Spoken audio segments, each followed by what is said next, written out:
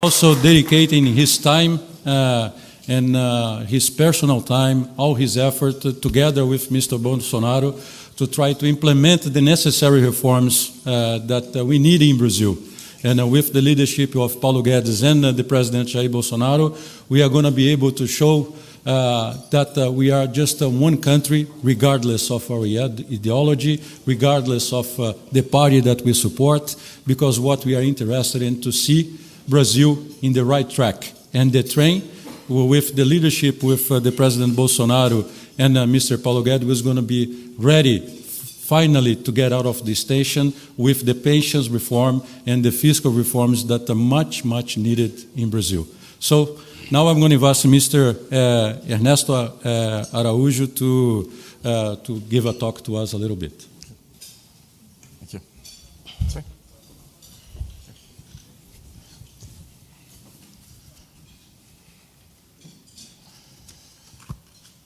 Thank you very much for this presentation. Mr. President, President Bolsonaro, ministers, authorities, dear friends, we're very happy to be here in this incredibly warm atmosphere of the World Affairs Council of Dallas-Fort Worth and the Brazilian-American Chamber of Commerce. Very happy to have this opportunity to address you. This is a new Brazil that President Bolsonaro and part of his team are bringing to Dallas. And we need basically your engagement of the business community, business leaders, to transform this project that we bring into a reality. The Brazilian people are clearly already engaged in that project.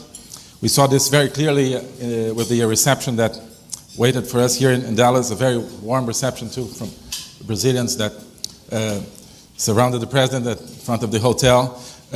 People who didn't need to be here, but really wanted to be here to express their trust in the president. I heard things shouted like, "We're rooting for you." This is something that's very important. It's not trivial, this sort of sentiment.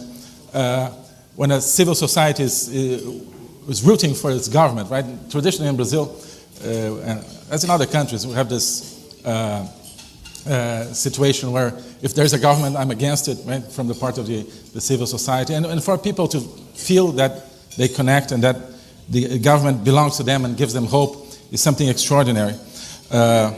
People believe in us. And I heard a gentleman saying, referring to President Bolsonaro, "Esse cara vai salvar o Brasil. This guy is going to save Brazil."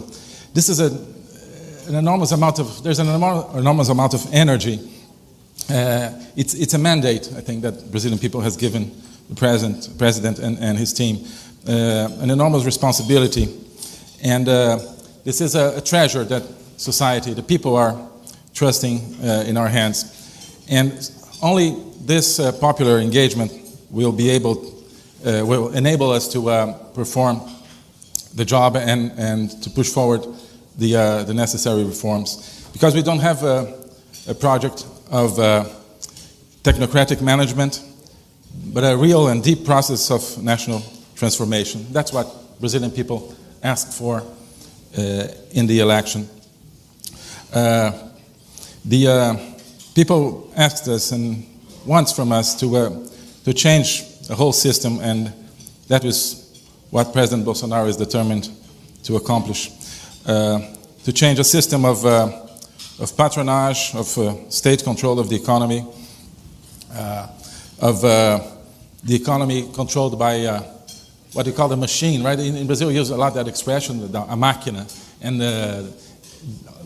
there's always the talk about politics being about who will control the machine, right? And I think I can say that, interpreting the President's thought, that we don't want to control the machine, we want to get rid of the machine. Right? We want to turn off the machine and forget the keys. Because this machine is what, along decades, produced stagnation, unemployment, crime, corruption, and a going away from the principles and values of the Brazilian people. And this system, this machine, in order to run, needed an economy that was closed and bureaucratic, because competition from abroad and economic freedom was something that was totally against the functioning of that statist and government-controlled machinery. So we strongly need economic opening and deregulation as part of this deep process of transformation in the country. And thanks to this commitment, we are already opening enormous new opportunities for business in Brazil. What we heard already here from investors and in Dallas has been extremely encouraging from oil and gas companies, especially, but many other sectors who are looking at Brazil differently because of this sort of very strong commitment that under the leadership of President Bolsonaro we have now. We're sure that investments will come not because of through some cosmetic changes, but only through the new vision for the country and for the economy. And part of our project is to reconnect with our traditional and main partners abroad, most especially the United States, who are also great democracies and traditional partners of development and growth in Brazil, who unfortunately have been neglected for a long time. And other avenues that we're exploring, all of them will come together to reinforce this project. The negotiations with the European Union, for example, our new relationship with Israel, which was also totally neglected for a long time. So a whole reconnection with nations and regions who are democratic and share our aspirations towards freedom and fully functioning market economy, which at the same time is built on top of coherent societies where people feel proud about their countries, proud about their nations. So we don't think there is any contradiction between national feeling and economic performance. On the contrary, we think that economic efficiency should be built on top of nations that make sense, where people are part of feel that they're part of something bigger than themselves, and where they find meaning and not only economic opportunities. We're creating new platforms of engagement with every country. With the United States, particularly during President Bolsonaro's visit to Washington, we launched what we call the Prosperity Partnership, which is an umbrella for many initiatives that we're starting to organize with our American partners. And in that process, one of the main changes in the approach that we want to introduce is to have the private sector and regulators side by side, developing new initiatives and developing the new avenues for cooperation. Also, too often in the past, we looked at that sort of process as governments knowing everything and then private sector just having to swallow whatever was decided by the governments. Now we do want to have business together with regulators at the drawing board, designing the new initiatives.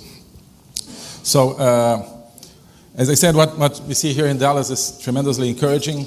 I think it shows we're on the right track, and that this popular will for change, for a new country where we have an economy that functions, that's open to the world, and at the same time a society that is proud of itself. We're trying to translate that into concrete actions, and everything we see here, I think, shows that we are already generating concrete results, and much more will come. Thank you very much.